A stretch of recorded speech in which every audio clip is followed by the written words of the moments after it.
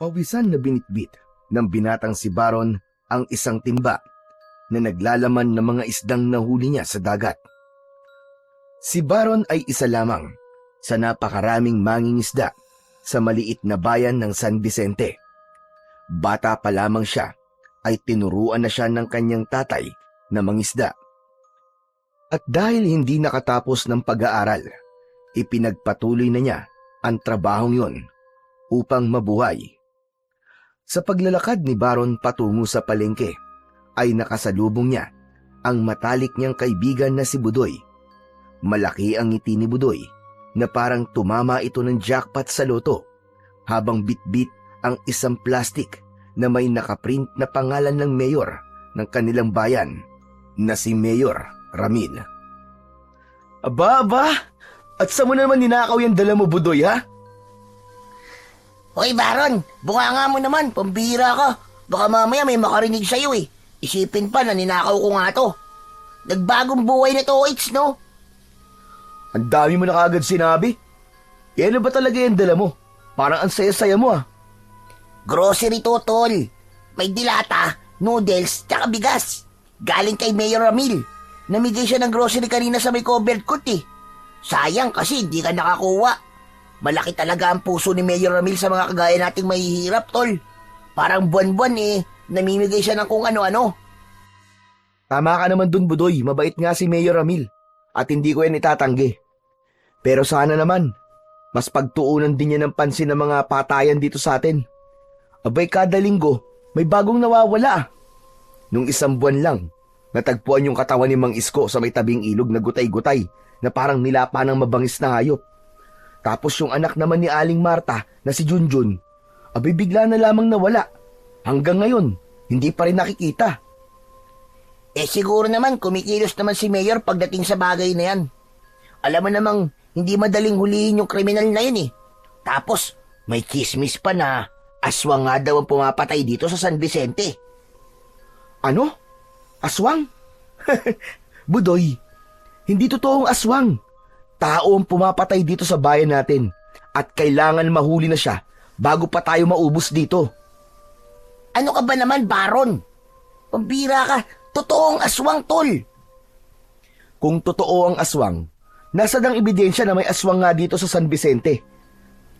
Alam mo, Budoy, pakiramdam ko kasi tinatakpan lang ni Mayor Ramil ang totoong problema ng bayan natin sa pamamagitan ng pamimigay niya ng tulong sa mga tao. Eh, anong gusto mong gawin niya? Aba, syempre. Di, paimbestigahan niya na mas mabuti sa mga pulis ang patayan dito sa atin. Hindi pwedeng linggo-linggo may nawawala o hindi naman kaya natatagpo ang bangkay. Sabagay, may punto ka naman. Pero ako, hanggat nakakakuha ako ng tulong mula kay Mayor, ay ayos na ako ron. O paano, tol? Uuwi ko na muna tong grocery ko, ah. O sige. Ako naman, pupunta pa ako sa palengke. Ibibenta ko pa kasi itong mga nahuli ko eh. Nagpatuloy na sa paglalakad si Baron. Mabigat ang dibdib niya dahil sa halos linggo-linggong patayan sa lugar nila. Alam niya na dapat ngayong mahinto at tanging ang mayor lang nila ang may kakayahan na gawin yon. Dahil noong panahon ng kampanya ay nangako ito na magiging ligtas ang San Vicente sa pamumuno nito. Mag-isa na lang sa buhay si Baron dahil parehas ng pumanaw ang kanyang mga magulang. Ang kanyang dalawang nakatatandang kapatid ay may kanya-kanya ng pamilya at matagal na hindi niya nakikita ang mga yon. Sa edad na 23, siya na lang ang natira sa bahay na itinayo ng kanyang ama. Noon ay walang takot at kaba ang mga naninirahan sa San Vicente. Kaya masakit para kay Baron nang magsimulang may matagpuan na bangkay ng tao sa lugar nila. Ang dating tahimik at ligtas na bayan nila ay hindi na kagaya ng dati. Halos linggo-linggo ay may natatagpo ang bangkay. Iba't iba ang biktima. May matatanda, may mga bata, may lalaki at may babae, at pare-parehong kalunos-lunos ang paraan ng pagpatay sa mga yon. Minsan ay walang lamang loob, Kung minsan naman ay parang nilapa ng isang napakabangis na hayop. At sa bawat gabi na lumilipas, pakiramdam ni Baron ay unti-unting lumalapit sa kanya ang panganib. Minsan, hindi niya maiwasang magtanong sa kanyang sarili na paano kung isang araw ay siya naman ang matagpo ang patay. Kahit mag-isa na lang siya sa buhay, ay ayaw pa niyang mamatay dahil marami pa siyang pangarap at isa sa pangarap niya ay ang bumuo ng sarili niyang pamilya. Matapos na maibenta sa palengke ni Baron ang mga nahuli niya, ay naglakad na siya pauwi. May ngiti sa labi na binibilang niya ang perang kinita niya sa araw na yon. Nakatuon ang isip niya sa pagbibilang ng pera, kaya hindi niya namalayan na nasa gitna na pala siya ng kalsada. Pagliko niya sa isang kanto, isang malakas na bumusina ang gumulat sa kanya. Umangat ang muka niya at isang itim na SUV ang nakita niyang nasa kanyang unahan. Nanlaki ang mga mata ni Baron at sa sobrang gulat niya ay nawalan siya ng balanse at natumba siya sa mabatong kalsada. Halos kasabay ng pagbagsak niya ang biglang pagpreno ng sasakyan. Mula sa sasakyan ay bumaba ang isang matangkad na lalaki at nagulat si Baron nang malaman niya na si Mayor Ramillon. Matikas ang tindig ng Mayor.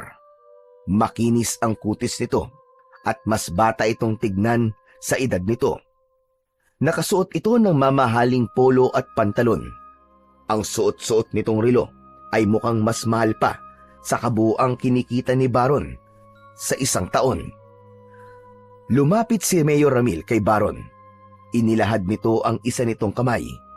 Nahiya pang abutin yun ni Baron dahil madumi ang kanyang palad. Ngunit hindi inalis ng Mayor ang pagkakalahad ng kamay nito. Kaya naman, napilitan si Baron na abutin na yon. Tinulungan siya nitong makatayo. Ayos ka lang ba? Nasaktan ka ba, boy? Baka kailangan kitang dalhin sa ospital. Hindi na po, Mayor. Nagulat lang po ako kaya po ako natumba. Sigurado ka ba? Opo. Huwag po kayong mag-alala. Ayos lang po ako talaga, Mayor. Pasensya ka na. Hindi kita kagad napansin eh. Nako, Mayor, ang totoo po niyan, ako po may kasalanan eh. Nasa gitna po kasi ako ng daan tapos hindi pa po ako nakatingin sa nilalakaran ko. Tumango si Mayor Ramil habang bakas pa rin sa mukha nito ang pag-aalala. Oo nga pala iyo. Nabigyan ka ba kanina ng grocery sa covered court? Hindi po, Mayor. Nasa dagat po kasi ako kanina eh, nangingisda po ako. Ngumiti ang alkalde at bumalik sa sasakyan nito. May kinuha itong 2 plastic na punong-puno ng grocery. Iniabot nito ang mga yon kay Baron. Buti na lang at may natira pa. O sige, sa'yo na mga ito. Nag-aalangan man ay tinanggap pa rin ni Baron ang inaabot ni Mayor Ramil. Nako, maraming salamat po, Mayor Ramil. Malaking tulong po ito para sa akin. Wala yun. O paano, mag-iingat ka palagi ha. Kailangan ko nang umalis. Kung sakali na may sumakit sa'yo, huwag kang mahihiyang magpunta sa bahay ko. Ngumiti si Mayor Ramil bago bumalik sa sasakyan nito. Hindi nagtagal ay umandar na yon palayo kay Baron. Pinanood lang ni Baron ang papalayong sasakyan. Aminado siya na malaki ang puso ni Mayor Ramil sa mahihirap. Pero sa kabila ng lahat, hindi maintindihan ni Baron kung bakit parang mabigat ang loob niya sa kanilang mayor. Lalo na kapag nakikita niya ito. Pakiramdam niya ay merong kung anong itinatago si Mayor na hindi naman niya matukoy kung ano. Isang umaga, bumaba si Baron sa bangka niya at itinali yun sa isang puno ng nyog na malapit sa pangpang. Kinuha niya ang isang timba kung saan nakalagay ang mga nahuli niyang isda. Maglalakad na sana siya pauwi nang mapansin niya ang hindi pangkaraniwang dami ng mga tao na nagkukumpulan sa hindi kalayuan. Napakunot ang noo niya at lumapit. Sa dami ng taong nagkakagulo, ay hindi makasingit si Baron para makita kung anong pinagkakaguluhan ng mga tao. Hanggang sa nakita niya ang kaibigan niyang si Budoy, kaya nilapitan niya ito upang mag-usisa. Budoy! Budoy! Ano nangyari? Bakit ang daming tao rito? May bangkay na namang natagpuan. Asawa ni Aling Sonia. Ano? Si Mang Lando? Sino pa ba? Si Mang Lando lang naman ang asawa ni Aling Sonia, di ba? Pambihira tong taong to. Patay na nga yung tao, gagawa ka pa ng chismis, ha? Sira ulo!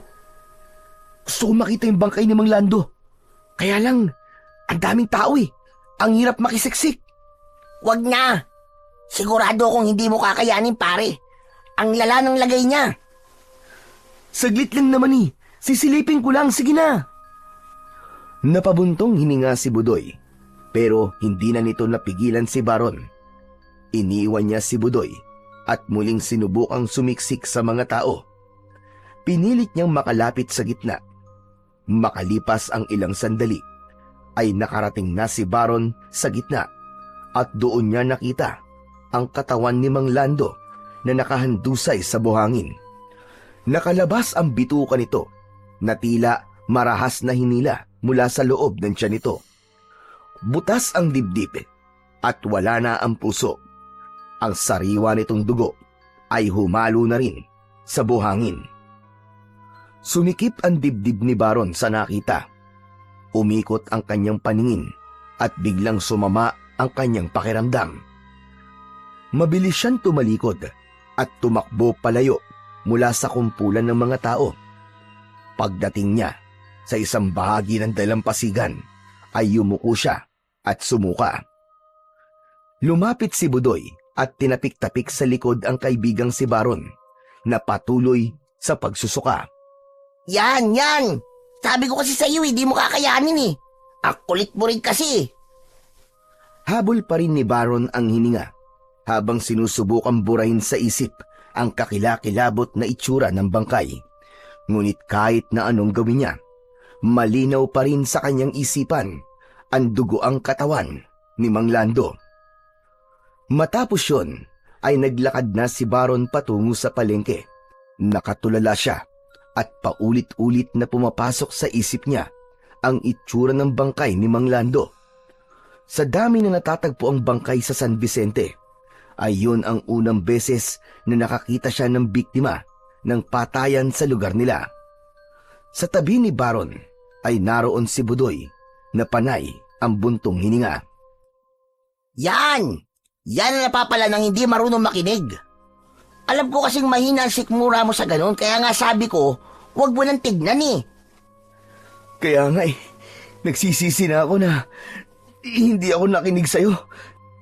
Sigurado ko na ilang gabi ko mapapanaginipan yung bangkay ni Mang Lando. Napailing si Budoy. Kasalanan mo rin kasi. Pinigilan na kita, pero ang tigas-tigas ng ulo mo. Ako nga, sanay na makakita ng patay pero parang yun na ang pinakabrutal na nakita ko eh. Dapat lang talaga kumilos na si Mayor Ramil para mahuli na ang salarin. Hindi na normal ang nangyayari dito sa San Vicente, Budoy. Tama ka, sana nga. Ang tanong, may magagawa ba si Mayor? Kahit nga mga pulis, ni anino nang pumapatay, ay hindi nila makita-kita. Nagpatuloy ang dalawa sa paglalakad at pareho silang hindi mapakali sa bigat ng sitwasyon sa kanilang bayan. Isang gabi, tahimik na naghahanda si Baron ng kanyang mga gamit sa pangingisda. Bilog ang buwan, kaya alam niyang mas marami siyang mahuhuling isda. Sinuri niya ang kanyang mga lambat at siniguradong maayos yun at walang buhol. Bago umalis, ay kinuha ni Baron ang itak na nakasabit sa dingding ng kanyang maliit na bahay. Dahil sa sunod-sunod na patayan sa San Vicente, ay hindi na siya maaaring magtiwala na ligtas siya kahit saan. Kaya mabuti nang may panlaban siya kung sakali. Isinuksok niya ang itak sa kaluban na nasa bewang niya bago tuluyang lumabas ng bahay. Sa ilalim ng maliwanag na sinag ng buwan ay nagsimulang maglakad si Baron patungo sa tabing dagat. Napakatahimik ng paligid at lahat ng bahay ay sarado na. Malamig ang simoy ng hangin, pero may kung anong bigat sa kanyang dibdib na hindi niya maipaliwanag. Sa kalagitnaan ng kanyang paglalakad, ay napansin niyang may isang anino na gumagalaw sa hindi kalayuan. Huminto siya sa paglalakad at pilit na inaninag kung sino ang may-ari ng aninong yon. Hanggang sa nakita niya ang isang lalaking naglalakad ng mag-isa patungo sa gubat. Napakunot siya ng noo nang mapagtantong si Mayor Ramil ang lalaking yon. Hala! Si Mayor Ramil yun ah! Ano kayang gagawin niya sa gubat ng ganitong oras? Hindi alam ni Baron kung bakit, pero may kung anong nagtulak sa kanya na sundan si Mayor Ramil. Maingat ang mga hakbang niya. Manaka-naka siyang humihinto at nagtatago sa likod ng puno sa tuwing hihinto si Mayor Ramil. Habang tumatagal ang pagsunod ni Baron kay Mayor Ramil, ay mas lalong lumalakas ang kabog ng dibdib niya. Nang sandaling yon, ay nagkaroon siya ng kutob na may gagawin doon si Mayor na isang bagay na ayaw nitong makita ng iba. Napahawak si Baron sa puluhan ng kanyang itak para kung sakaling kailanganin niyang gamitin yon ay handa siya.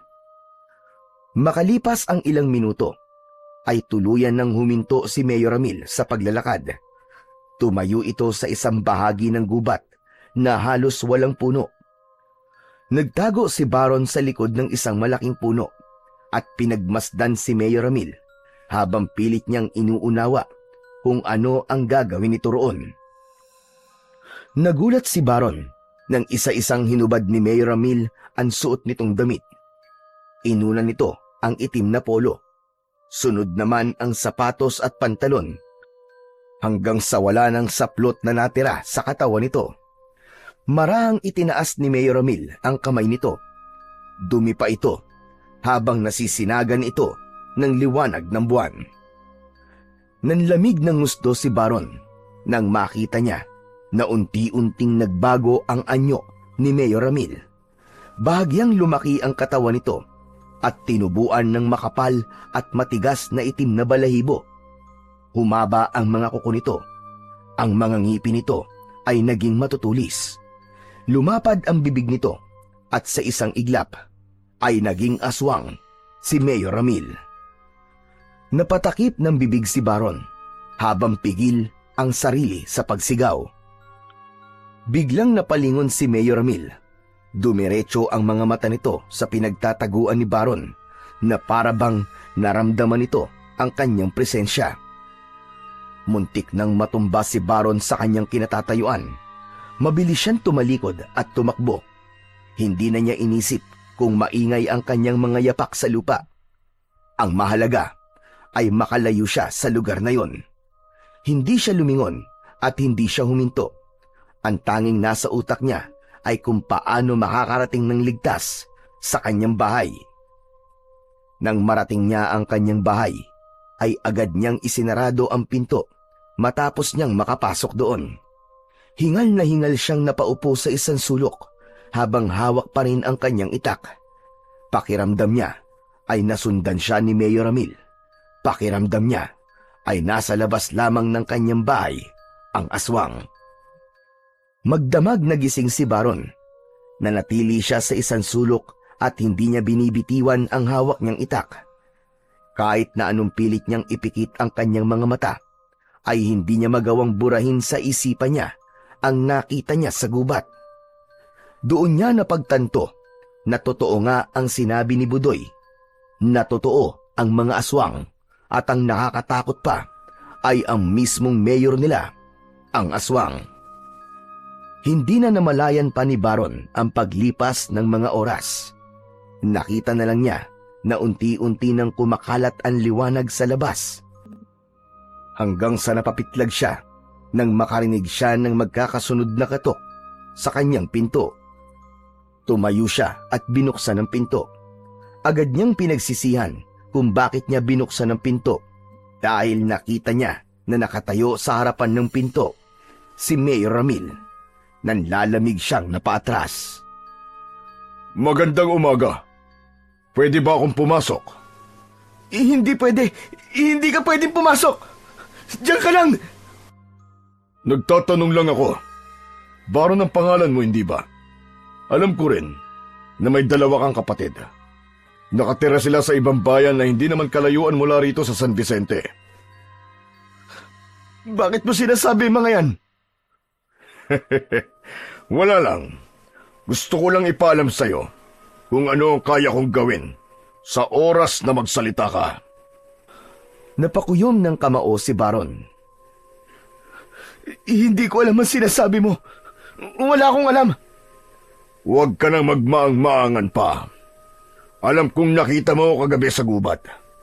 Alam kong alam mo kung ano ko. Baron, gusto ko lang sabihin sa'yo na sa oras na may makaalam ng lihim ko, ay uunahin kong patayin ang dalawang kapatid mo. Saka kita isusunod. Huwag mong gagalawin ang mga kapatid ko. Huwag mo silang idadamay. Ngumisi lang si Mayor Ramil. Hindi man lang ito natinag sa galit ni Baron. Walang masamang mangyayari sa kanila kung ititikom mo yung bibig mo.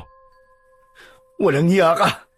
Sigurado ako na ikaw ang pumapatay sa mga tao dito sa lugar natin. Kaya ka palaging tumutulong sa mahihirap, ano?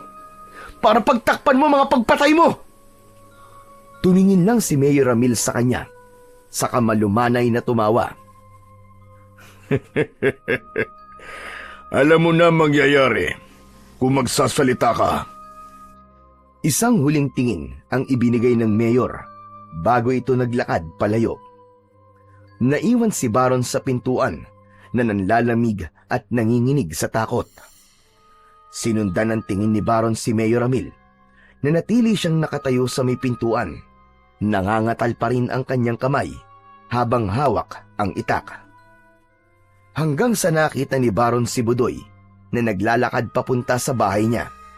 Nakasalubong pa nito si Mayor at bumati pa ito. Magiliw namang ngumiti si Mayor Ramil na para bang sanay na itong magpanggap bilang isang mabuting tao. Nagpatuloy sa paglalakad si Budoy hanggang sa nasa harapan na ito ni Baron. Oh pare, anong ginagawa dito ni Mayor Ramil? Ang aga niya. Hindi sumagot si Baron. Nakatulala lang siya habang nakatitig sa kawalan. Hoy! Hoy Baron! Marahang tinapik ni Budoy ang balikat niya, dahilan para mapapitlag si Baron at bumalik ang kanyang kamalayan. Tinatanong kita, anong ginagawa dito ni Mayor Ramil ng ganito kaaga? Mabilis niyang itinago ang nerbiyos at pilit na nag-isip ng isasagot. Hindi niya maaaring sabihin ang totoo. Hindi niya maaaring ipahamak ang kanyang mga kapatid. Wala. Tinanong lang niya ako kung may maibibenta ba akong isda. Ganun ba? Mukhang magiging suki mo na yata si Mayor Ramil ah. Maganda yan. Balita ko, galante raw yun magbayad eh. Ay, oo nga pala. May natira pa ba sa huli mo kagabi? Bibili sana ako eh. Wala. Hindi ako nakapanghuli kagabi. Bakit naman? Masama ang pakiramdam ko. Kaya nagpahinga na lang muna ako. Ay, sayang naman. Makakamura sana ako kung sa'yo ako bibili. Ang laki kasi ng patong kapag sa palengke na bumili. Budoy, pasensya na, kailangan ko pa magpahingi. Mawalang galang na pero baka pwedeng umalis ka na muna. Napakamot si Budoy sa likod ng ulo, saka umalis. Matapos yun, ay isinarado na ni Baron ang kanyang pinto. Isang malalim na paghinga ang pinakawalan niya at nanghihina siyang napaupo. Nang sandaling yun, ay labis ang naging pagsisisi niya kung bakit pa niya sinundan si Mayor Ramil kagabi. Naisip niya na kung hindi niya nalaman ang sekreto nito, ay hindi magkakaroon ng banta sa buhay niya at sa buhay ng mga kapatid niya. At dahil hindi na niya mababawi ang nalaman niya, ay wala na siyang magagawa, kundi ang manahimik. Maghapon na balisa si Baron. Hindi siya mapakali, at kahit ang kumain ay hindi niya magawa. Paulit-ulit niyang iniisip ang banta ni Mayor. Ngunit kahit pa sinabi ng Mayor na hindi siya gagalawin ito, basta manahimik lang siya, ay alam niya na hindi siya dapat magtiwala dito. Kung nagagawa nitong pumatay ng napakaraming tao, ay hindi malabo na patayin din siya nito dahil alam niya ang sikreto nito.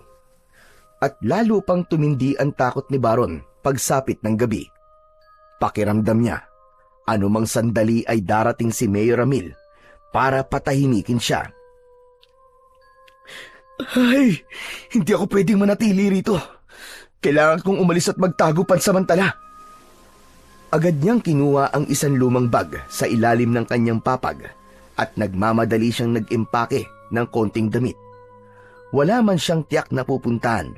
Ang tanging nasa isip niya ay kailangan niyang makalayo sa San Vicente bago pa mahuli ang lahat.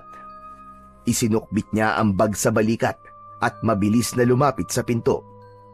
Tumigil siya saglit at huminga ng malalim. Matapos yun, ay binuksan niya na ang pinto, ngunit napasigaw siya sa gulat nang makita na naroon si Budoy at nakataas ang isang kamay na aktong kakatok. Sa isang kamay nito ay may hawak itong mangkok na may umuusok na sabaw. Wow! Hani, pagulat na gulat ah! Pambihira ka! Nakakagulat ka kasi! Akala ko aswang ka eh! OA naman ito. Ang sakit mo magsalita ah. Ano bang ginagawa mo kasi dito? Dadalang kita ng sabaw. Di ba sabi mo kanina masama ang pakiramdam mo? Nagluto kasi si nanay ng sinabawang isda. Tapos naalala kita. O di ba? Ang bait-bait kong kaibigan? Napatingin si Budoy sa bag na nakasabit sa isang balikat ni Baron at kumunot ang noo nito. Aba? Teka. Saan ka pupunta? Bakit may dala ka yatang bag? Hindi ko pa alam, Budoy. Pero kailangan ko makalayo dito sa San Vicente. Ha? Abay, bakit naman? Basta. Saka ko na lang ipapaliwanag sa'yo kapag maayos na ang lahat. Sandali lang. May nagawa ka bang kasalanan? Nagnakaw ka ba? May pinatay ka ba? Ano? Sabihin mo sa akin. Wala nga. Mas mabuti nang wala kang alam para ligtas ka. Pambihira naman to. Ano ba nangyayari? Ang gulo mo naman eh. Hindi kita maintindihan. Tol, may problema ba? Basta, ang kulit mo naman eh. Huwag ka na muna magtanong. Kailangan ko nang umalis. Ay, nako. Sige na nga. Mukhang di naman kita mapipilit na magsalita eh. Pero paano to sabaw? Sayang naman to. Napatingin si Baron sa mangkok na hawak ni Budoy. Ayaw niyang sumama ang loob nito kapag hindi niya tinanggap ang sabaw. Walang sabi-sabi na kinuha niya ang mangkok at diretsong ininom ang sabaw kahit mainit yon. Napapikit siya at naluwa habang dumadaloy ang mainit na sabaw sa kanyang lalamunan. Nang maubos ang sabaw, ay ibinalik niya ang mangkok kay Budoy. Lumabas na si Baron ng bahay at isinarado ang pinto. Tinapik niya sa balikat si Budoy. Mabilis siya naglakad palayo at hindi na lumingon pa. Mabilis na naglakad si Baron at kulang na lang ay tumakbo na siya. Nang makarating siya sa parte ng San Vicente na wala ng kabayan, ay may naramdaman siya na parang may mga matang nagmamasid sa kanya. Mas lumamig ang hangin na nagdulot ng pagtaas ng mga balahibo niya sa magkabilaang braso. Dahil doon ay mas binilisan niya ang kanyang paghakbang. Pambihira naman oh! Bakit kasi gabi pa ako umalis eh? Alam ni Baron na sa sandaling yon ay malayo pa ang lalakarin niya para makarating sa highway. Kailangan niyang makarating doon ng mabilis para makasakay ng bus o ng jeep. Ngunit bigla siyang napahinto dahil sa likod niya ay may narinig siyang mahinang kaluskos. Mabilis na hinugot ni Baron ang itak na nakasukbit sa tagiliran niya. Huminga siya ng malalim at mabilis na bumaling sa likod niya. Nanlaki ang mga mata niya nang makita si Mayor Ramil na nasa anyong aswang. Nanlilisik ang mga mata nito habang nakatayo, ilang di pa lamang ang layo sa kanya. Sa tingin mo ba ay makakatakas ka sa akin? Kailangan kitang patayin bago mo pa sabihin sa iba ang sikreto ko. Huwag kang lalapit! May itak ako rito! Tatagain talaga kita! Hindi ako natatakot sa'yo! Hindi natatakot? Nagpapatawa ka ba? Halos maihi ka na nga sa kinatatayuan mo ngayon. Nang magsimulang humakbang si Mayor Ramil palapit kay Baron, ay doon niya na naisipang tumakbo. Inalis niya ang bag na nakasabit sa balikat dahil magiging pabigat yun sa kanyang pagtakas. Mas pinili niyang tumakbo sa talahiban na nasa gilid ng daan dahil naisip niya na maaari siyang makapagtago roon. Makalipas ang ilang minutong pagtakbo, ay mabilis na lumingon si Baron sa likuran at nakita niya na nakasunod pa rin sa kanya ang aswang. "Tulungan niyo ako! Tulungan niyo ako! May aswang! Saklolo!" Kahit alam ni Baron na walang makakarinig sa kanya, ay sumigaw siya ng sumigaw. Patuloy sa pagtakbo si Baron sa gitna ng talahiban. Naramdaman niya ang paghiwa ng matalas sa talahib sa iba't ibang parte ng kanyang katawan. Pero dahil alam niya na mas higit pa roon ang sugat na makukuha niya sa oras na maabutan siya ni Mayor Ramil, ay hindi niya yon ininda. Ngunit makalipas lamang ang ilang minutong pagtakbo, ay biglang napahinto si Baron nang bumulaga sa harapan niya ang isang napakataas na bangin. Muntik pa siyang mahulog doon, pero mabuti na lamang at nagawa niyang ibalanse ang sariling katawan. Sa ibaba ng bangin ay may batuhan at dagat na may malakas na alon. Alam niya na kung hindi agad siya nakahinto sa pagtakbo at nahulog siya ron, ay sigurado na ang kanyang kamatayan. Mabilis na lumingon si Baron para tumakbo sa ibang direksyon, pero hindi niya na nagawang makagalaw dahil nakita niya ang aswang na nakatayo malapit sa kanya. Wala ka na mapupuntahan, kundi ang kamatayan. At dalawa lang ang pagpipilian mo. Ang mamatay sa mga kamay ko, o ang mamatay mula sa pagtalon sa bangin na nasa likuran mo. Hayop ka! Mas pipiliin ko pa mamatay sa bangin na to kaysa ang mamatay sa kamay mo, gaya ng mga taong pinatay mo! Hindi na nag-isip pa si Baron. Agad siyang tumalon sa napakataas na bangin na yon at naramdaman niya ang pagsalubong ng malamig na hangin habang mabilis siyang bumubulusok pa ibaba. Malakas na tumama ang katawan niya sa tubig, kasunod ng malakas na pagtama ng likod ng ulo niya sa isang bato. Sa isang iglap ay nawalan ng ulirat si Baron at mabilis ang naging pagyakap ng kadiliman sa kanya. Maraang ibinukas ni Baron ang kanyang mga mata nang bumalik ang kanyang ulirat. Masakit ang buong katawan niya na para bang binugbog siya ng paulit-ulit. Ang unang bumungad sa kanya ay ang bubong na yari sa pawid. Naramdaman niya ang mataas na papag kung saan siya nakahiga. May kakaibang amoy ang paligid. Amoy ng usok ng sinusunog na tuyong dahon na hinaluan ng halimuyak ng insenso. Meron din siyang nakikitang usok sa paligid niya. Paglingon niya sa kaliwa, ay doon niya nakita ang isang matandang lalaki sa tabi ng papag.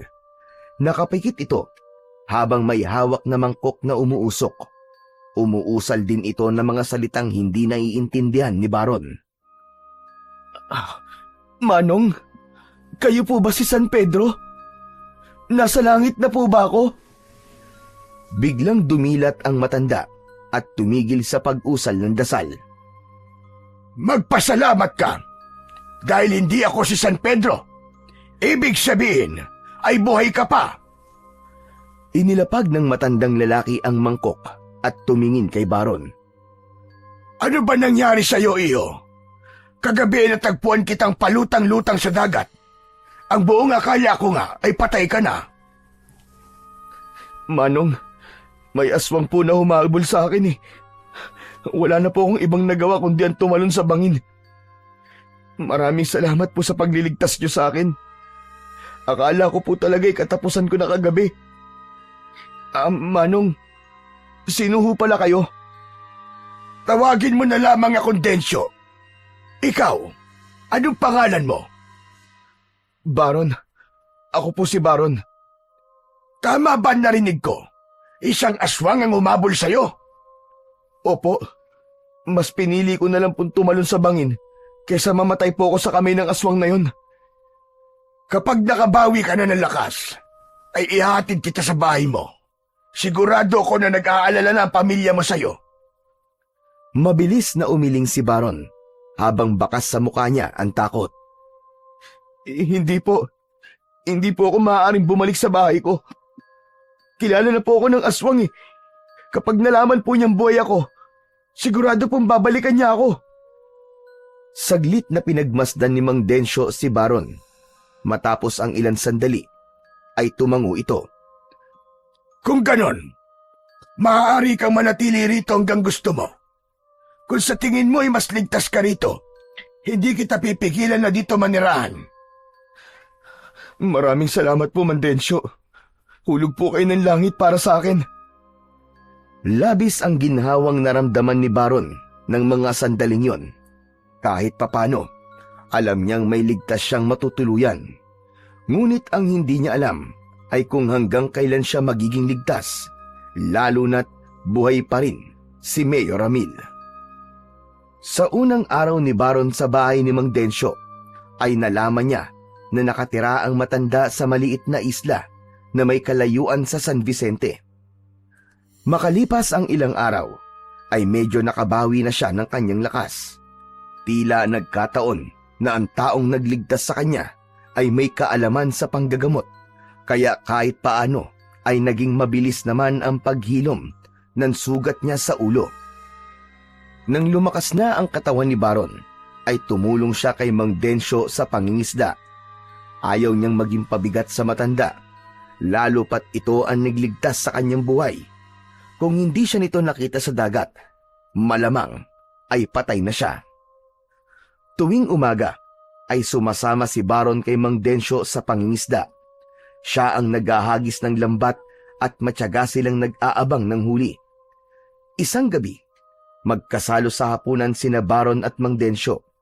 Biglang natigilan si Baron sa pagkain nang bigla siyang may naalala. Oh, Baron, bigla ka yatang natulala dyan. May iniisip ka ba? Meron po, Mang Densyo. Iniisip ko po ang mga tao sa lugar namin. Yung aswang po kasi doon ay halos linggo-linggo pong pumapatay ng mga tao. Hindi ko po maiwasang mag-alala dahil alam ko po na hanggang ngayon ay nambibiktima pa rin po siya ng mga inosenteng buhay. At ang nakakalungkot pa po, ang aswang na yun ay pinagkakatiwalaan at nirerespeto ng mga tao sa amin. Wala silang kaalam-alam na ang taong yun ang kumukuha ng buhay sa lugar namin. Tumiim ang bagang ni Baron nang maalala si Mayor Ramil. Doon niya napagtanto na may dahilan pala talaga kung bakit mabigat ang loob niya sa kanilang mayor. Ang ibig mo bang sabihin ay kilala mo kung sino ang aswang sa lugar nyo? Opo, tama po kayo, Mang Densyo. Kilalang-kilala ko po siya. Kaya niya po ako gustong patayin dahil nalaman ko po ang sikreto niya. Mang Densyo, gusto ko pong tulungan ng mga tao sa amin. Gusto kong patayin ang aswang na yon. Pero paano? Wala akong kakayahan upang labanan siya. Kahit ka ang sarili ko, hindi ko na ipagtanggol sa kanya. Tumahimik si Mang Densyo at napansin ni Baron na makahulugan ang tingin na itinapon nito sa kanya. Ngunit hindi na yon pinansin ni Baron. Inabot niya ang baso at uminom ng tubig. Bumalik siya sa pagkain at pilit na isinantabi ang mga bumabagabag sa kanyang isipan. Isang umaga, abala si Baron sa pagsisibak ng kahoy sa harapan ng kubo ni Mang Densyo. Habang nakatuon siya sa kanyang ginagawa, ay sandali siyang huminto nang marinig ang boses ni Mang Densyo. Baron! Baron, sandali lang, pumarinig ka muna! May kailangan lamang ako sabihin sa iyo. Pinunasan ni Baron ang pawis sa kanyang noo gamit ang bisig at saka ibinaba ang palakol. Naglakad siya papasok ng kubo habang nagtataka kung ano ang sasabihin sa kanya ni Mang Densyo. Manong, ano po sasabihin niyo? Hindi sumagot si Mang Densyo kagad. Sa halip ay itinaas nito ang isang kamay upang ipakita ang isang kwintas na may palawit na itim na bato na hugis bilog. Napatitig si Baron sa kwintas at tila may kung anong enerhiya ang kwintas na humihila sa kanya. Teka Manong, ano po yan? Ito ay isang mutya. Isang napakabihirang mutya ng pusit. Ibinigay ito sa akin ng lolo ko nung binata pa ako. Pero bakit niyo po ipinapakita sa akin? Kagabi, habang nag-uusap tayong dalawa, ay naramdaman ko matindi mong kagustuhang tulungan ng mga kababayan mo. Alam kong gusto mo talagang gawin yon, pero natatakot ka kasi alam mo sa sarili mo na wala kang laban sa aswang. Kaya gusto kong ipagkatiwala sa iyo ang mutyang ito. Maaari mo itong gamitin upang labanan ang aswang na naghahasik ng lagim sa bayan ninyo. Napakurap si Baron. Hindi siya makapaniwala sa sinabing yun ng matanda. Manong, paano ko po magagamit ang mutya para labanan po ang aswang? Ang sino mang nagmamayari ng mutya ng pusit ay magkakaroon ng kakaibang bilis at lakas. Lahat ng sandatang hawakan mo ay magiging epektibo laban sa aswang. Pero may isa pa ako natuklasan na kakayahan ng mutyang ito. Kaya nitong buhayin ang isang tato sa katawan ng may-ari nito.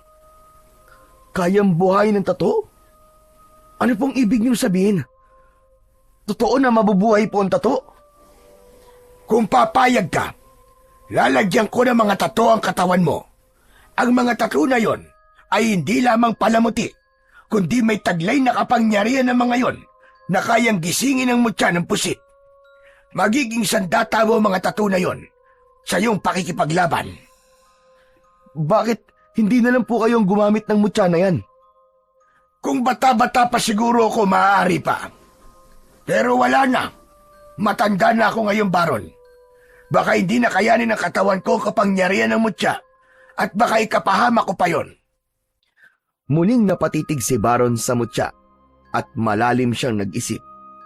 Kahit hindi pa niya nahahawakan ng mutya, ay ramdam na niya ang kakaibang lakas at kapangyarihan nito.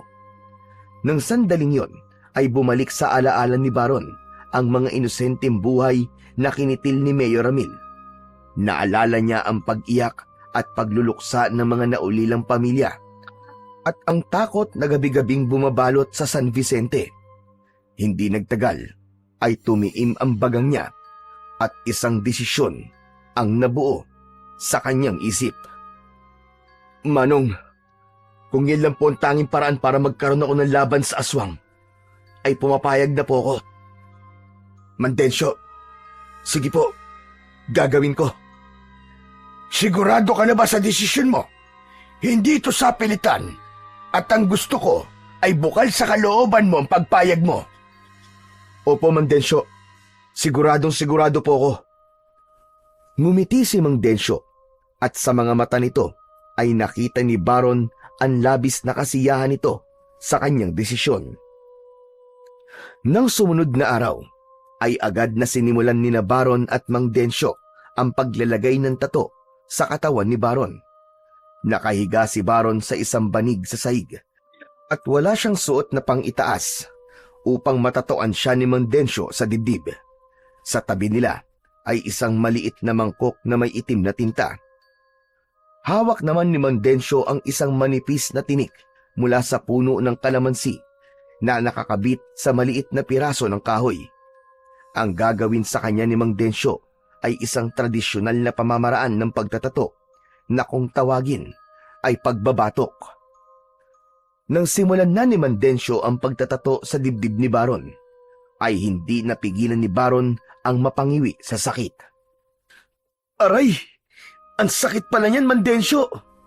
Masakit talaga sa simula, pero masasanay ka rin.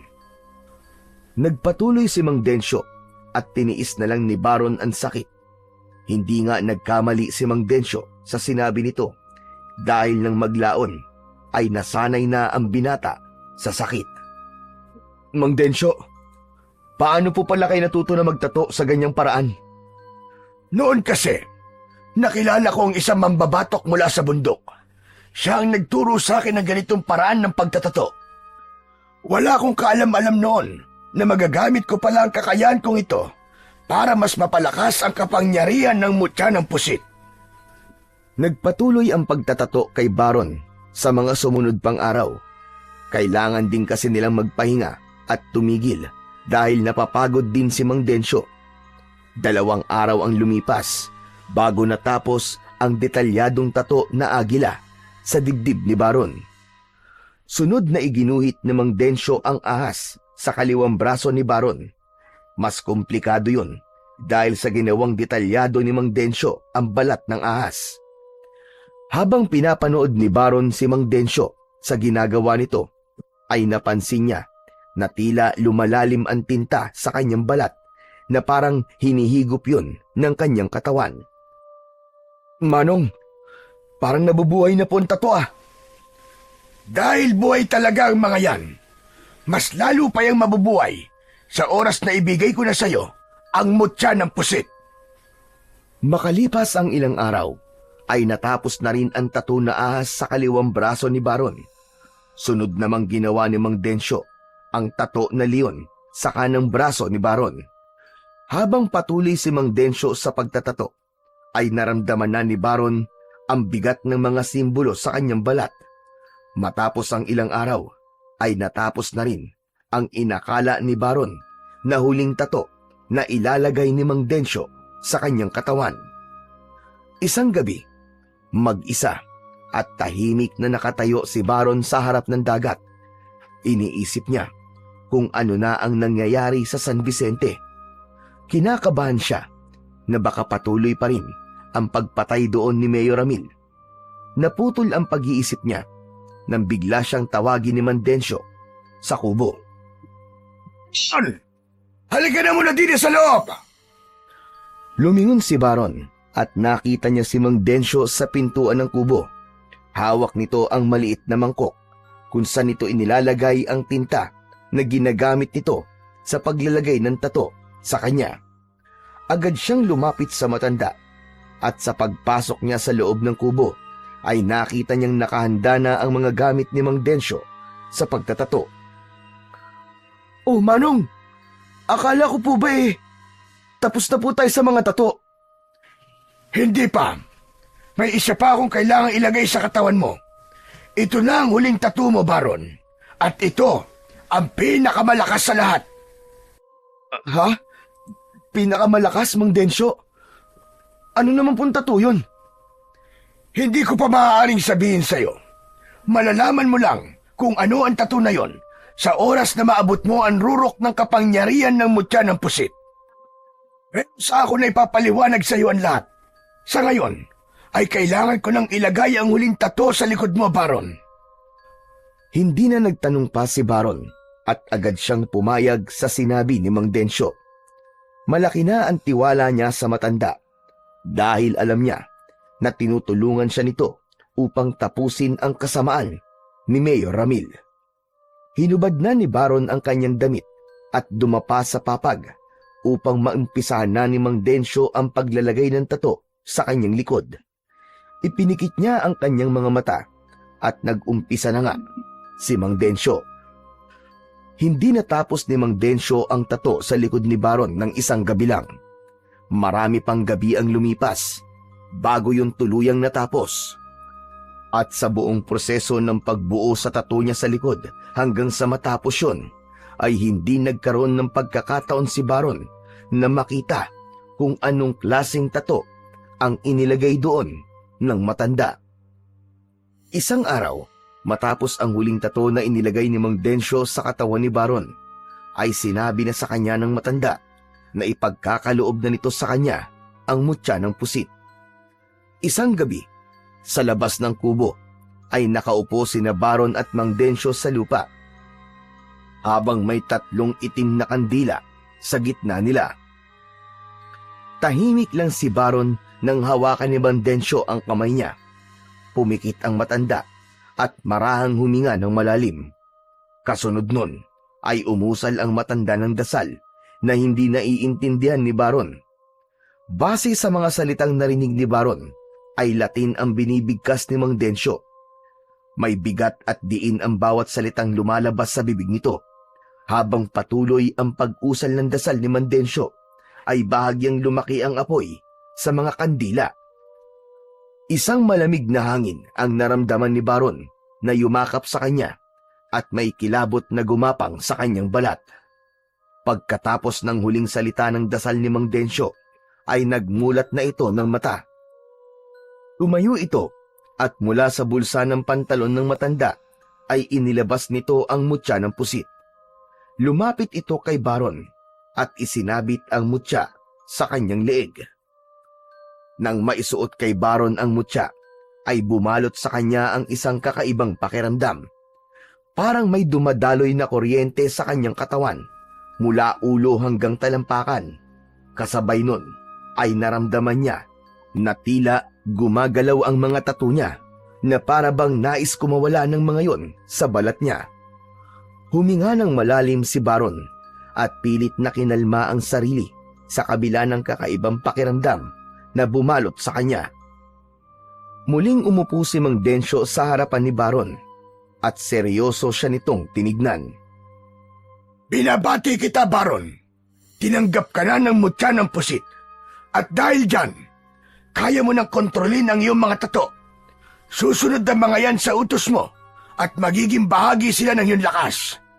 Ngunit tandaan mo na hindi sila literal na mabubuhay, kundi sila ay mabubuhay sa anyo ng isang espiritu at enerhiya. Naiintindihan ko po, Manong. Nararamdaman ko na po ngayon ang lakas nila sa loob ng katawan ko. Parang gusto po nilang lumabas. Ang agila ay sagisag ng iyong talas at bilis sa laban. Kayang makita ng isang agila ang kanyang kalaban kahit gaano pa ito kalayo. Ang ahas naman ay sagisag ng iyong liksi. Hindi ka mahuhuli ng basta-basta at kahit na ikay masugatan, kaya mong paghilumin ang iyong sugat. At ang leon naman ay ang sagisag ng iyong tapang. Wala kang dapat katakutan sa laban sapagkat taglay mo ang puso ng isang tunay na mandirigma. Manong, yung nasa likod ko po na tato, ano naman po ang simbolismo nun? Gaya na sinabi ko noon, malalaman mo lang kung ano nasa likod mo kapag ginamit mo na ang rurok ng kapangyarihan ng mutya ng pusit. Mangyayari yon kapag magkakasabay mo napalabas ang 3 tattoo mo, Baron. Bukas ay sisimulan na natin ang pagsasanay mo sa pakikipaglaban. Kailangan ay handa ka na talaga bago ka bumalik sa San Vicente. Maraming salamat po sa inyo, Manong. Salamat po sa pagtulong sa akin at tulungan ng pinanggalingan kong bayan para makalaban ako sa aswang na naroon. Saka ka na magpasalamat sa akin, iyo, kapag nagtagumpay ka na sa misyon mo. Tumayo si Mang Densyo. Tinapik nito sa balikat si Baron bago ito tumalikod para pumasok sa loob ng kubo. Naiwan naman si Baron sa labas at tumingala siya sa kalangitan. Naisip niya na hindi na siya maaaring umatras. Napagtanto niyang may dahilan kung bakit hindi hinayaan ng Diyos na mamatay siya nang tumalon siya sa bangin. Dahil siya ang magiging instrumento nito para makalaya ang San Vicente sa kasamaan at pagpapanggap ni Mayor Ramil. Sa sumunod na 3 araw ay walang inaksayang sandali si Baron at sumailalim na siya sa masusing gabay at pagsasanay ni Mang Densyo. Sa unang araw, pinagtuunan nila ng pansin ang tamang paghawak at pagbitaw niya ng atake gamit ang itak. Mahusay at detalyadong magturo si Mang Densyo, kaya naman mabilis natuto si Baron. Sa ikalawa at ikatlong araw ay naging mas mahirap ang pagsasanay ni Baron dahil nagharap sila ni Mang Densyo sa kunwaring paglalaban. Sa bawat pag-atake ng matanda ay napipilitan siyang buhayin ang kanyang mga tato. Hinayaan niya ang agila sa kanyang dibdib na patalasin ang kanyang paningin. Ang ahas naman sa kanyang braso ay hinayaan niyang bigyan siya ng liksi, at ang leon upang palakasin ang kanyang bawat pag-atake. Sa kabila ng pagod at sakit ng katawan mula sa pagsasanay, ay ramdam ni Baron ang isang bagay na dati ay hindi niya nadarama, at yun ay ang nag-uumapaw na lakas at enerhiya na tila nais laging kumawala mula sa loob ng kanyang katawan. Kinabukasan ng umaga ay naghanda na si Baron sa pag-alis sa isla kung saan siya ilang linggong namalagi. Nang sandaling yun ay handa na siyang bumalik sa San Vicente. Nakasuot siya ng damit na may mahabang manggas upang maitago niya ang kanyang mga tato. Maya-maya ay sumakay na sila ni Mandensyo sa bangka at binagtas nila ang kalmadong tubig ng dagat. Magkatulong silang nagsagwan para mas mabilis silang makarating sa kanilang pupuntahan. Tandaan mo ito, Baron. Ang lakas mo ay hindi lang nanggagaling sa mutya o sa mga tattoo mo. Nasa iyo mismo ang tunay na kapangyarihan. Huwag kang aasa lang sa kung anong meron ka. Gamitin mo ito ng may disiplina at tamang layunin. Opo, Mang Densyo. Hindi ko po sasayangin ang lahat ng itinuro niyo sa akin. Palagi ko pong tatandaan ang mga sinabi niyo. Higit sa lahat, Baron, ang matinding pagsubok ay kung paano mo dadalhin ang bigat na mga desisyong gagawin mo. Hindi lahat ng laban ay dapat tapusin sa pamamagitan ng dahas. Huwag mong kalilimutan ang dahilan mo kung bakit mo nais wakasan ang kasamaan ng aswang sa inyong lugar. Tumango si Baron habang patuloy sa pagsagwan. Ramdam niya ang bigat na mga salitang yon, lalo na't malapit na siyang makarating sa San Vicente. Matapos halos ang isang oras, ay natanaw na ni Baron ang malawak na dalampasigan ng San Vicente. Mas naging mabilis ang kanilang pagsasagwan. Nang sumadsad ang bangka sa buhangin, ay hindi muna bumaba si Baron. Lumingon siya kay Mang Densyo na nasa kanyang likuran. Manong, maraming salamat po talaga sa inyo. Walang anuman, Baron. Hangad ko ang tagumpay mo at sana ay maging matalino ka sa bawat hakbang na gagawin mo. Maingat na bumaba si Baron mula sa bangka habang dama niya ang bigat ng hamong haharapin. Habang papalayo si Mang Densyo ay tinatanaw niya ito. Tinandaan niya ang bawat aral at gabay na iniwan nito sa kanya. Nang tuluyang maglaho ang bangka sa malayo, ay humugot siya ng isang malalim na paghinga at nagsimula na siyang maglakad patungo sa kanyang bahay. Sa bawat hakbang ni Baron patungo sa kanyang bahay, ay samot-saring emosyon ang nararamdaman niya. May pagkasabik dahil muli siyang nakatapak sa San Vicente at meron ding kaba sa laban na kailangan niyang harapin doon. Hindi pa rin siya makapaniwala na matapos ang ilang linggo ay naroon na siyang muli sa kanyang bayan. Ngunit sa paglalakad ni Baron ay may kung anong bumalot na kakaibang pakiramdam sa kanya. Tahimik ang buong bayan at tila tuluyan ng tinakasan ng sigla at buhay ang buong lugar. Napansin niya ang ilang bahay na may kabaong sa harapan. Ilang beses siyang napahinto upang suriin ang paligid at doon niya napagtanto na nagpatuloy pa rin ang pagpatay ng aswang sa lugar nila habang wala siya.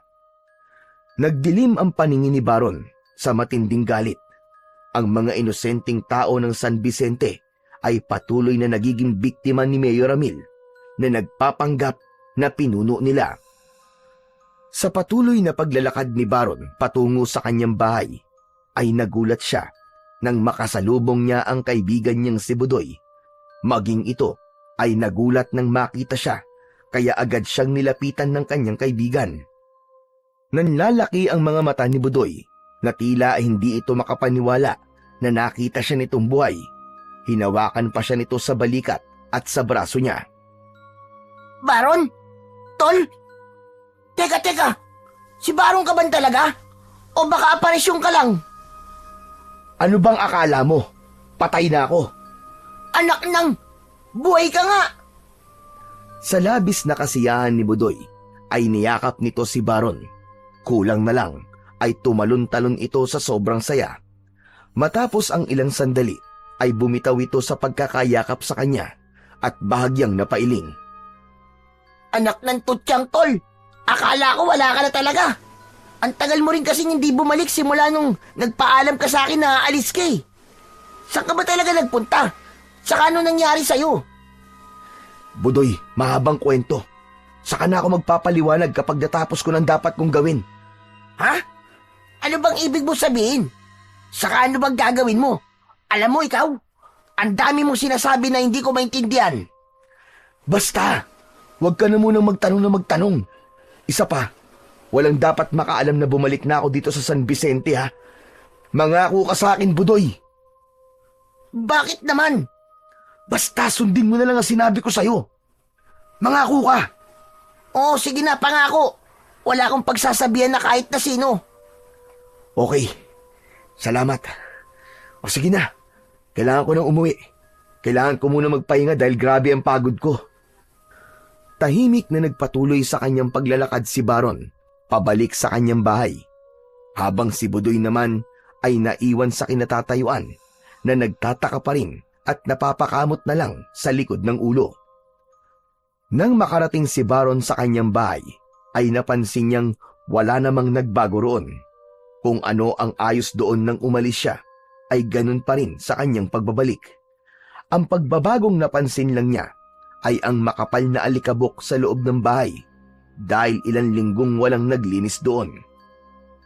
Matapos na maisarado ang pinto, ay agad na lumapit si Baron sa kanyang papag at humiga. Isang malalim na paghinga ang kanyang pinakawalan dahil sa wakas ay nakabalik na siya sa kanyang bahay. Pumikit siya habang dinarama niya ang pagod mula sa halos isang oras na pagsasagwa nila ni Mang Densyo. Dahil sa labis na pagod ay agad na nakatulog si Baron at hindi na niya namalayan ang paglipas ng mga oras. Makalipas ang ilang oras ay nagising din si Baron dahil sa pagkatok sa pinto ng bahay niya. Bumangon siya at lumapit siya sa pinto. Hindi muna niya yun binuksan. Sumilip muna siya sa maliit na siwang ng pinto at nang nakita niyang si Budoy ang kumakatok ay saka lang niya binuksan ang pinto. Agad namang ngumiti si Budoy nang makita siya.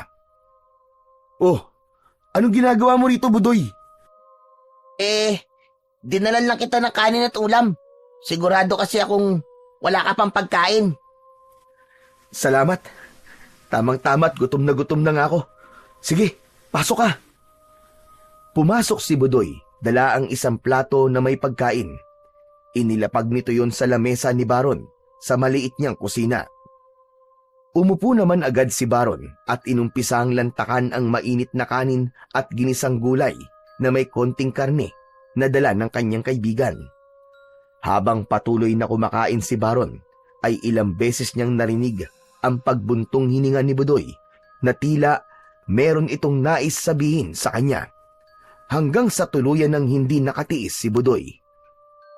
Baka pwede mo namang sabihin sa akin kung saan ka talaga galing oh. Tsaka bakit ang tagal mong nawala? Hindi agad sumagot si Baron. Ninanamnam niya ang bawat subo ng pagkain, pero hindi niya natakasan ang mapanuring tingin ng kaibigan. Pagkatapos niyang lumunok ng pagkain, ay inilapag niya ang kutsara at tinidor sa gilid ng plato. Sa ngayon, hindi ko pa handang sabihin ang lahat, Budoy. Pero huwag ka mag-alala. Malalaman mo rin naman sa tamang panahon ang sagot sa mga tanong mo, Budoy. Kailan pa yung tamang panahon na sinasabi mo? Parang hindi naman tayo magkaibigan yan, Baron eh. Nakakatampo ka naman eh. Mas mabuti nang wala ka munang alam. Para rin to sa kaligtasan mo. Pero naniniwala ako sa sinabi mo dati na aswang ang pumapatay sa mga tao dito sa San Vicente. Sabi ko naman sa'yo eh, di naniwala ka rin. Pero teka, bakit bigla kang naniwala sa aswang? Akala ko ba ang sabi mo dati sa akin ay hindi totoo mga aswang-aswang. Basta Budoy, huwag ka nang makulit sa pagtatanong, okay? Paano hindi ako magtatanong na magtatanong? Magsasabi ka ng bagay na bitin. Malamang magtatanong ako. Ang labo mo. Parang hindi mo ako kaibigan yan eh. Ang dami mong tinatago sa akin eh. Hindi na ito sinagot ni Baron. Nang matapos na siyang kumain, ay inilapit niya ang walang laman na pinggan kay Budoy. Salamat sa dala mong pagkain ha. Sige na, makakaalis ka na. Mag-iingat ka sa pag-uwi mo. May pagtatampo na tinignan ni Budoy si Baron bago ito umiling. Walang imik nitong kinuha ang plato at saka lumabas ng bahay ni Baron. Ramdam ni Baron ang pagtatampo ni Budoy sa kanya. Pero sa tingin niya ay mas makakabuti para rito na wala itong alam sa sikreto ni Mayor Ramil. Sa ganung paraan, kahit paano, ay mailalayo niya sa panganib ang kanyang matalik na kaibigan. Kinagabihan ay agad na sinimulan ni Baron ang paghahanap sa aswang. Nang lumabas siya sa kanyang bahay, ay napakatahimik ng paligid. Pero alam niya, sa gitna ng katahimikang yun, ay nagtatago ang panganib. Lumabas siya na may suot na sombrero na bahagyang nakababa upang matakpan ang kanyang muka. Nais niyang wala munang makaalam na nakabalik na siya sa San Vicente, maliban kay Budoy. Suot niya rin ang mutya ng pusit at may dala siyang bagong hasang itak. Sinimulan ni Baron na maglakad patungo sa kagubatan sa dulo ng bayan. Alam niyang sa lugar na yun maaari niyang makita si Mayor Ramil dahil doon niya ito nakitang nagbagong anyo. Matyaga siyang nagmasid sa bawat sulok at pinakiramdaman ang paligid. Nagtagal siya ron sa pag-aanap ng anumang sinyalis, baka naroon nga si Mayor Ramil, ngunit wala siyang nakita. Hindi man nakita ni Baron ang aswang ng gabing yon, sigurado siya na hindi magtatagal ay darating ang oras na magkakaharap sila nito at kapag nangyari yon, sisiguraduhin niya na siya ang magwawagi sa laban nila. Kinabukasan ng umaga ay lumabas si Baron na suot ang kanyang sombrero. Nais niyang malaman kung may naging biktima ba ng aswang noong nakaraang gabi. Sa kanyang paglalakad ay napansin niyang may kung anong ingay sa hindi kalayuan. Sinundan niya ang ingay at dinala siya ng kanyang mga paa sa plaza. Maraming tao ang naroon at sa entablado na nasa unahan ay naroon si Mayor Ramil na may hawak na mikropono at nagsasalita. Huminto si Baron at matalim ang naging titig kay Mayor Ramil. Matagal niyang hinintay ang sandaling yun, ang muling makita ng harapan ang lalaking matagal niya nang nais pabagsakin. Akala mo ay isang anghel si Mayor Ramil na nagsasalita sa harapan nilang lahat. Mga kababayan, alam kong lahat kayo ay nag-aalala sa mga nagaganap na patayan dito sa ating bayan. Ngunit huwag kayong masyadong matakot dahil ginagawa namin ang lahat para mahuli na ang salarin. Pero nais ko ring paalala sa inyo na huwag tayo magpapadala sa takot, lalo na sa mga sabi-sabi na aswang daw ang may kagagawa nito. Hindi totoo mga aswang dahil ang gumagawa ng mga pagpatay na ito ay isa ring tao. Nakita ni Baron kung paano napaniwala ng mayor ang mga tao sa mga salita nito. Nakita niya sa reaksyon ng mga naroroon na naniwala ang mga ito sa lahat ng sinasabi ni Mayor Ramil. Nang biglang tumigil si Mayor Ramil sa pagsasalita at iginala nito ang tingin sa paligid, ay napansin ni Baron na saglit itong napatitig sa direksyon niya. Nagtagpo ang kanilang mga mata ng isang segundo at nakita niya ang gulat sa mukha nito. Agad namang sumiksik si Baron sa kumpul ng mga tao at pilit na ikinubli ang sarili. Alam niyang nakita siya ni Mayor Ramil. Alam niyang sa isipan nito ay nagkaroon ito ng hinala na baka buhay pa siya. Ngunit nagpatuloy lamang sa pagsasalita ang mayor. Makalipas ang ilang minuto ay natapos na ni Mayor Ramil ang dapat nitong sabihin. Unti-unti nang nag-alisan ang mga tao at sumabay si Baron sa dagsa ng mga taong umalis upang hindi siya makita ni Mayor Ramil.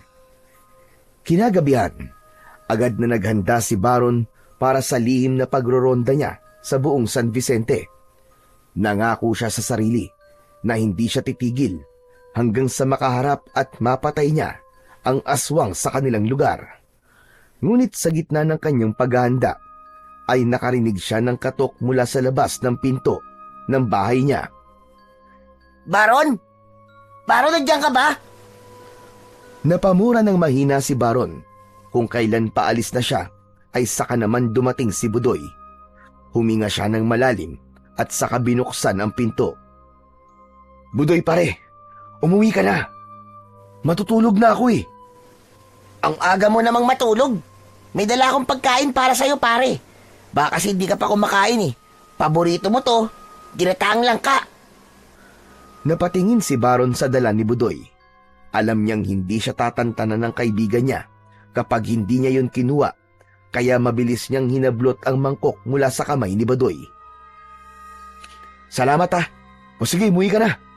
Delikado na sa labas pag ganitong oras. Alam mo namang may gumagalang aswang, di ba?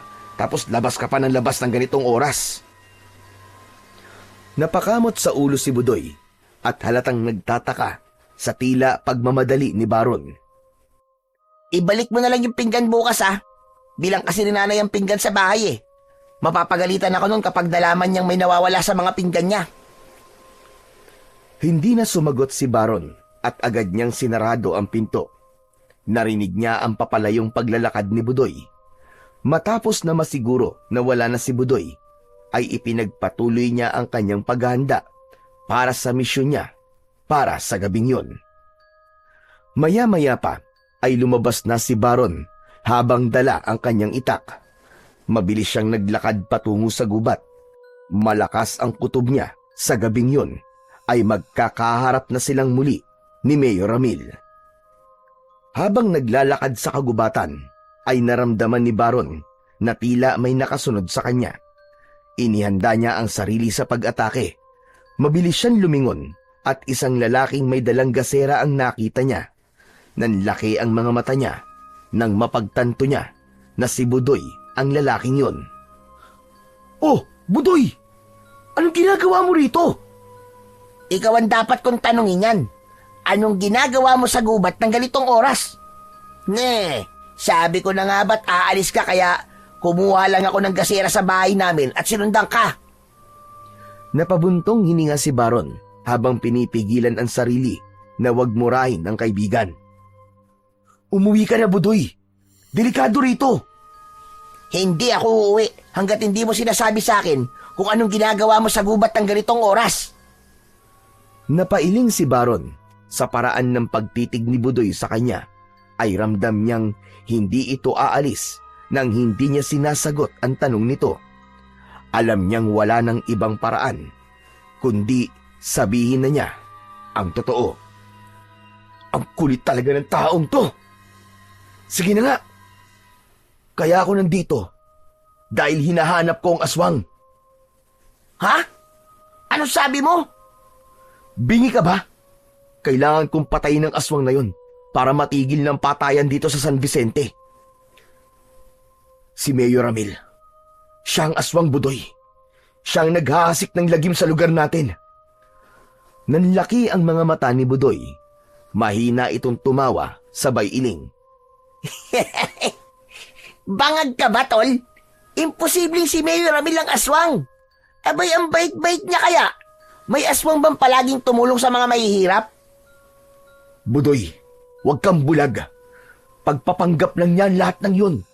Ginagawa niya yun para walang maghinala sa kanya at pagtakpan ng pagpatay niya sa mga tao.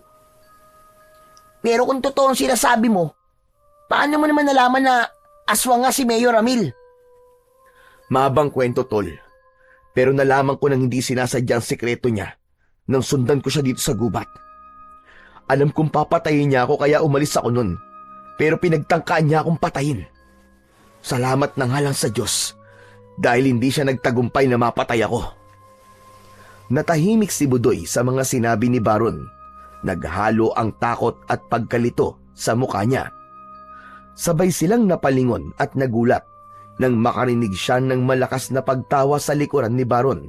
Nang lumingon siya, ay nakita niya si Mayor Ramil na nakatayo ilang di pa lamang ang layo sa kanila. Tama nga ang hinala ko. Ikaw nga nakita ko kanina sa plaza. Akala ko ay namalikmata lamang ako. Tignan mo nga naman at buhay ka pa rin. Matapos mong tumalon sa bangin na yon, Baron. Hindi ako inayaang mamatay ng Diyos dahil ako ang tatapos sa kasamaan mo, Mayor!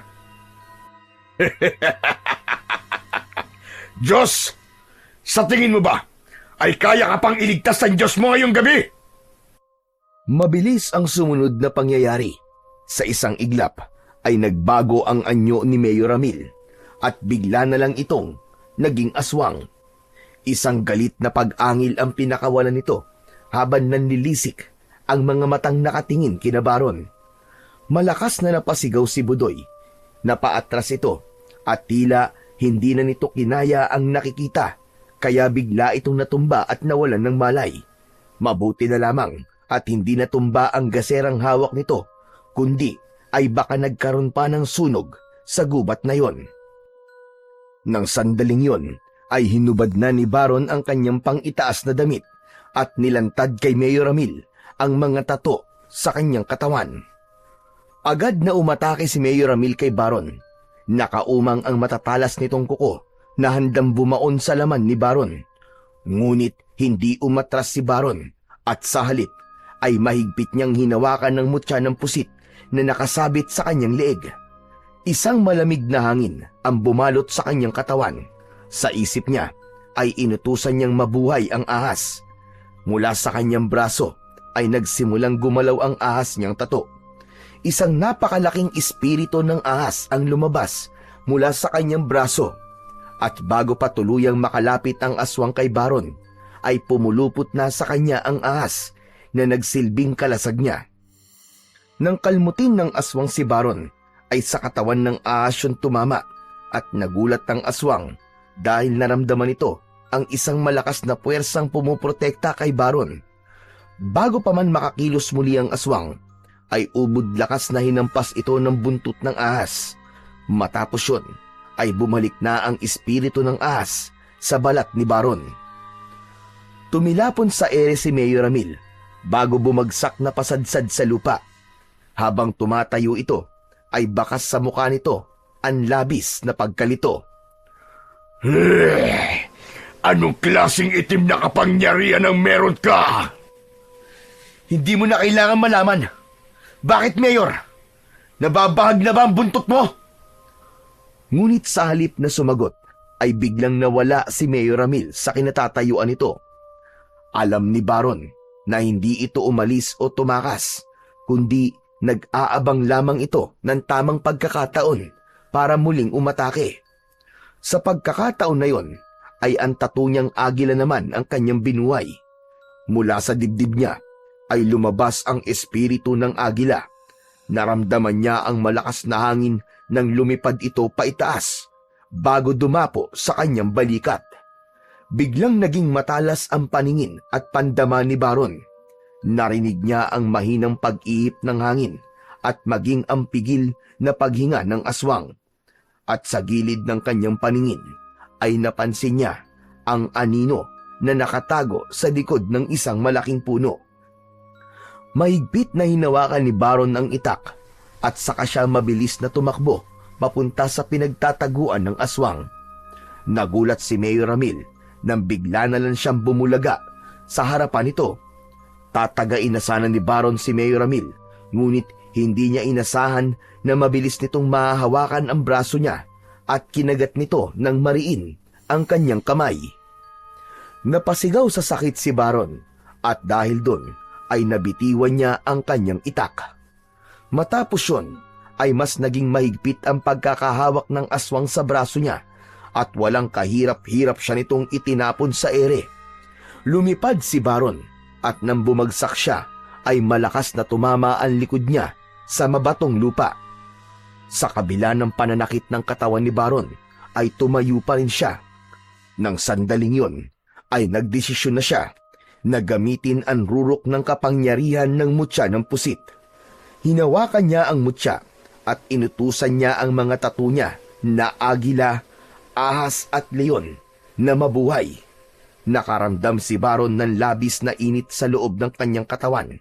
Sabay-sabay na gumalaw ang tatlo niyang tato. Sa isang iglap ay lumabas mula sa katawan niya ang tatlong dambuhalang espiritu.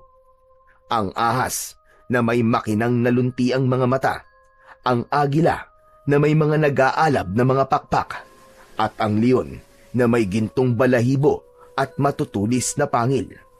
Ramdam na ramdam ni Baron ang paggabay at pagsanib ng tatlong espiritu sa kanya. Naglakad si Baron patungo kay Mayor Ramil habang nakatingin siya rito ng matalim.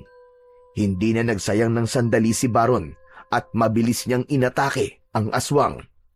Sa pamamagitan ng matalas na paningin ng agila, ay nakita ni Baron ang bawat kilos ng aswang.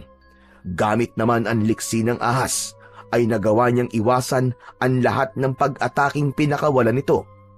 Sumugod si Mayor Ramil at muling sinubukang sunggaban si Baron.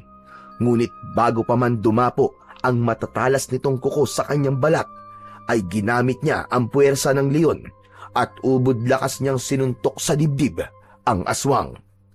Halos lumuwa ang mata ng aswang sa suntok na yun ni Baron. Nangihina itong napaluhod sa lupa. Nakanganga ito na parabang nahihirapan na itong huminga.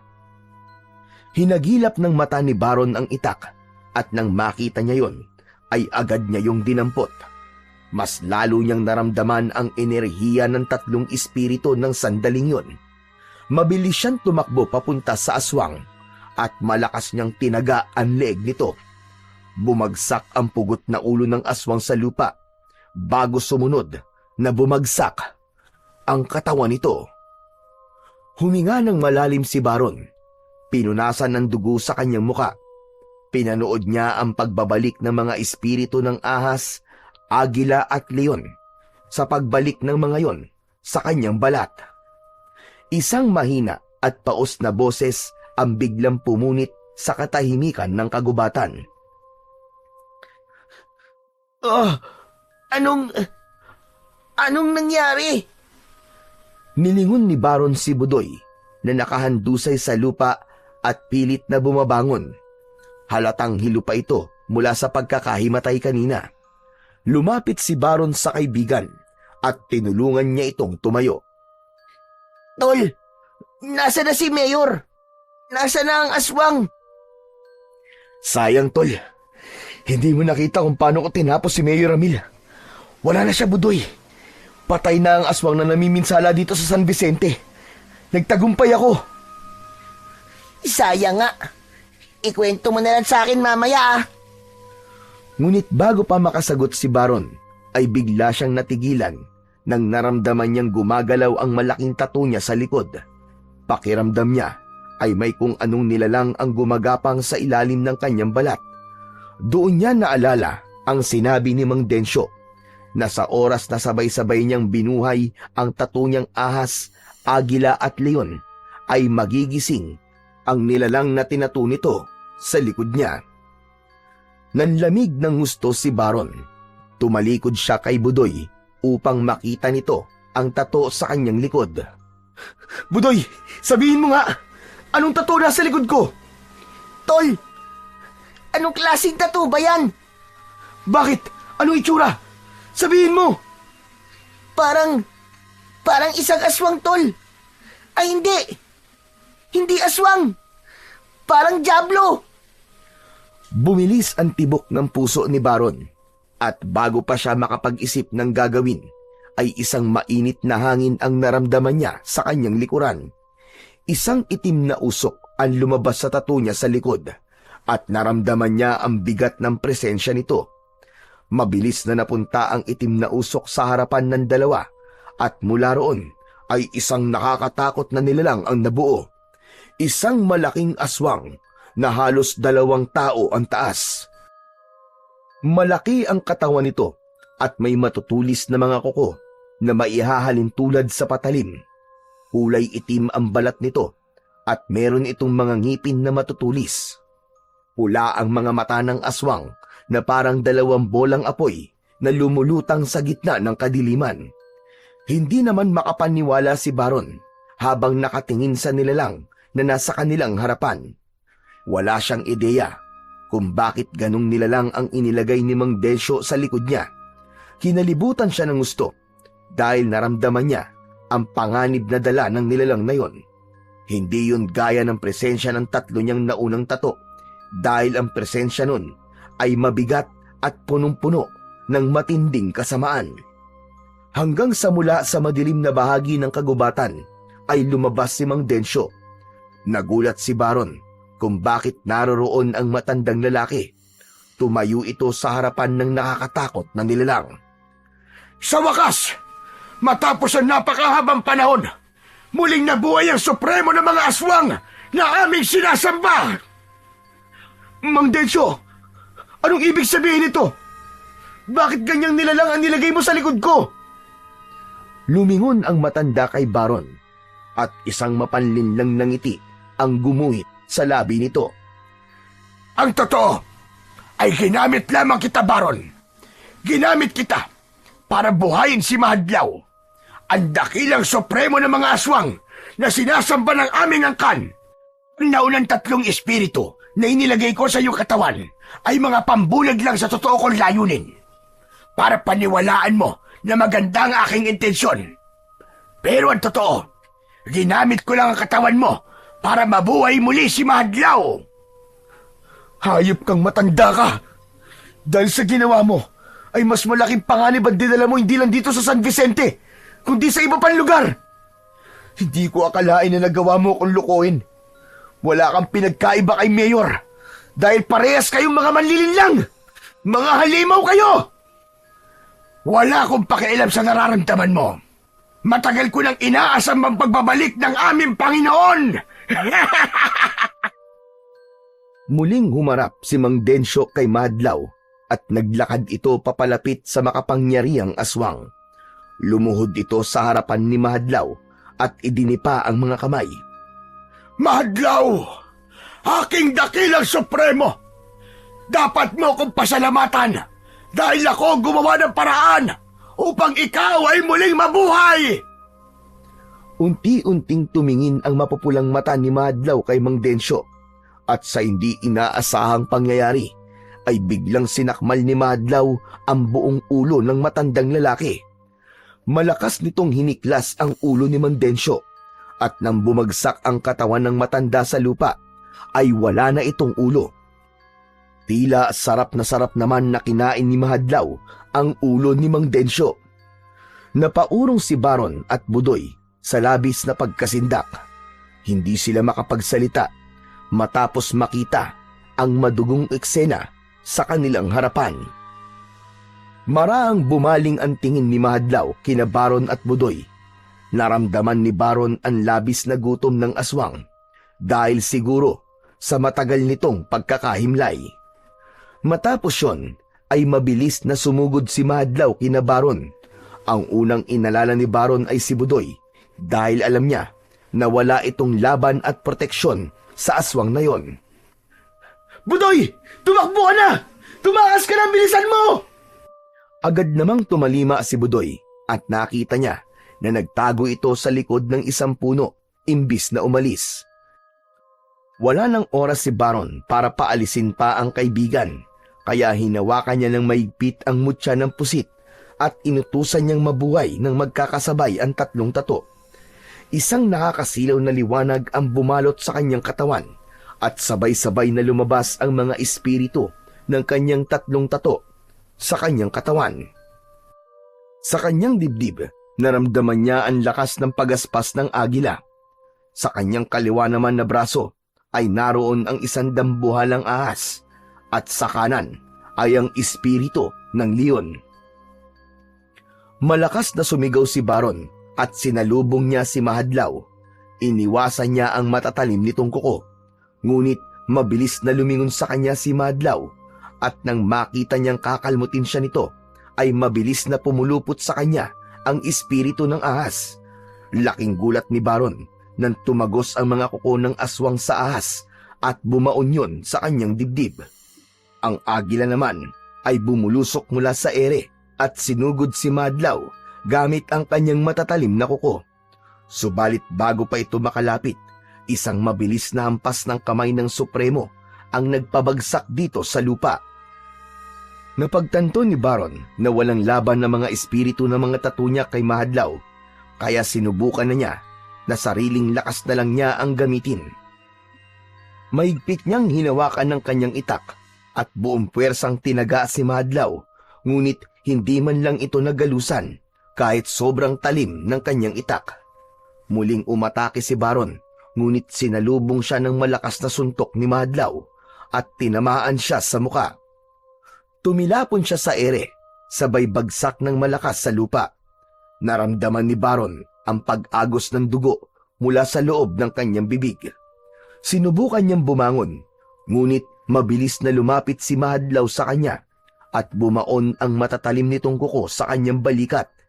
Napasigaw siya sa labis na sakit. Mahigpit na hinawakan ni Mahadlaw ang kanyang magkabilaang balikat at pagkatapos ay binalibag siya nito sa lupa. Nanghihinang napahandusay sa lupa si Baron. Halos hindi na niya maramdaman ang sariling katawan sa dami ng sugat na kanyang natamo. Kahit pakiramdam niya ay wala siyang laban at ang mutya ng pusit kay Mahadlaw ay nagpumilit pa rin siyang tumayo para ituloy ang laban kay Mahadlaw. Pwe, yan lang ba ang kaya mo? Halika! Hindi pa tapos ang laban! Malakas na umangil si Mahadlaw at sumugod itong muli kay Baron. Isang napakalakas na sipa mula kay Mahadlaw ang tumama sa kanyang tiyan. Muling tumilapon si Baron at bumangga ang likod niya sa puno kung saan nagtatago si Budoy. Tumusok ang likod niya sa isang matulis na sanga ng puno. Namilog ang mga mata ni Baron. Napakagat siya sa kanyang labi sa sobrang sakit. Ngunit laking pagtataka niya nang makita niya na napaluhod si Mahadlaw habang sapo ang dumudugong tiyan.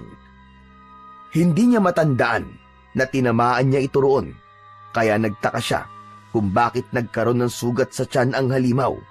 Pero dahil wala na siyang oras para mag-isip, ay inihanda na niya ang sarili sa muling pag-atake.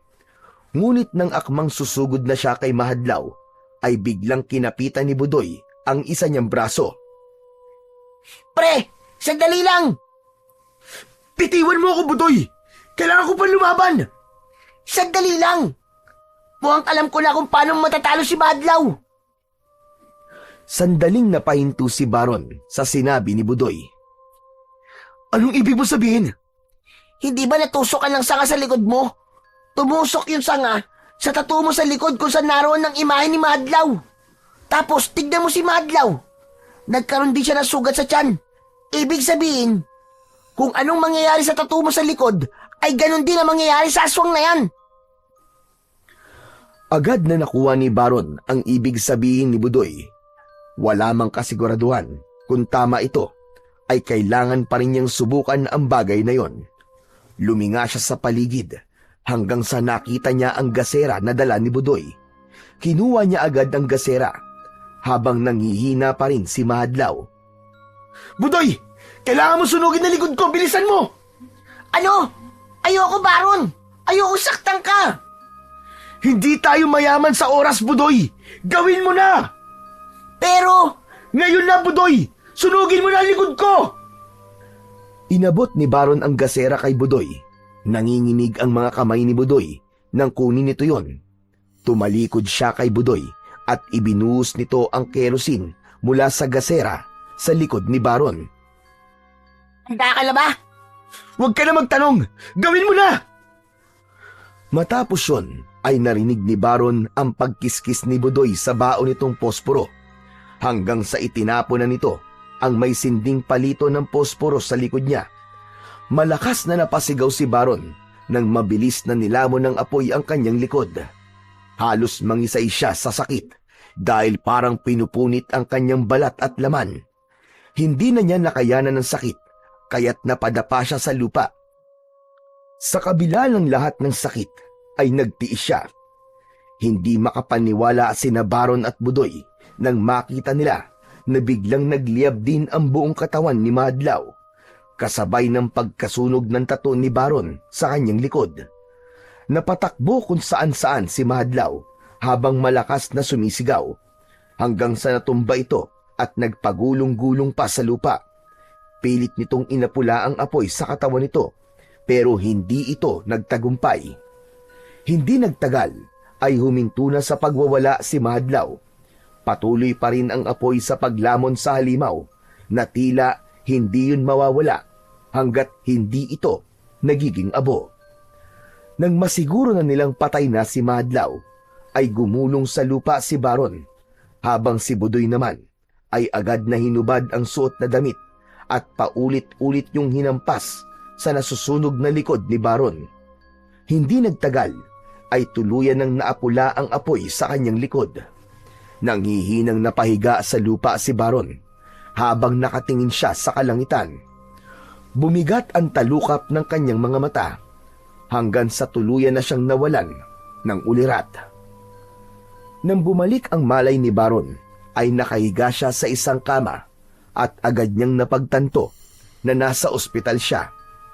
Agad siyang nagpasalamat sa Diyos dahil buhay na naman siya. Nagulat siya nang bigla niyang nakita si Budoy sa tabi niya.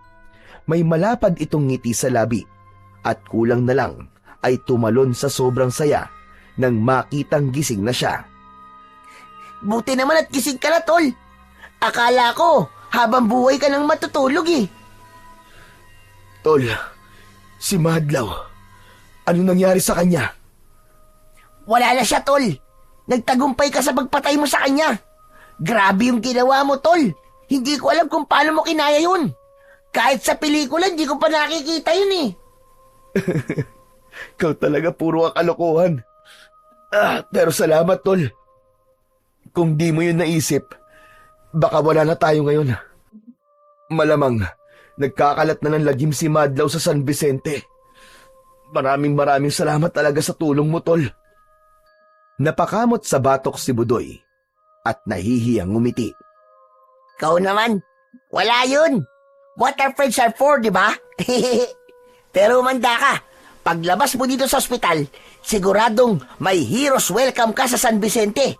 Aba, hindi mo alam. Pinagsabi ko na sa lahat ang ginawa mong kabayanihan.